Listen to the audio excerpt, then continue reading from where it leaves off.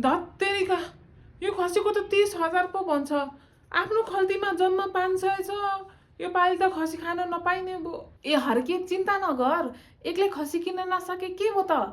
गाउँका अरू 60 जनालाई मिला, सबैसँग 500 उठा, अनि आउँछ एउटा तगडा खसी। अनि त्यो खसी छान्ने कसले, काट्ने र भाग लगाउने कसले? छिमेकी बीच झगडा भयो भने नि। त्यही भएर हामीले एउटा बाठो मान्छेलाई जिम्मा दिनुपर्छ।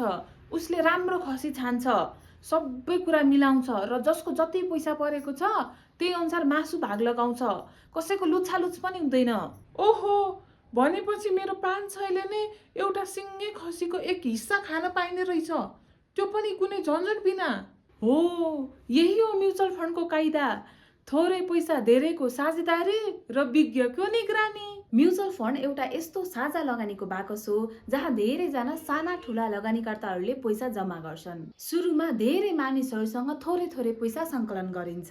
त्यसपछि सङ्कलित पैसाको म्यानेजमेन्ट फन्ड म्यानेजरले गर्छ, जो पैसा व्यवस्थापनमा विशेषज्ञ हुन्छ। त्यो पैसालाई विशेषज्ञले सेयर बजार, ऋणपत्र वा अन्य सुरक्षित ठाउँमा लगानी गर्छ।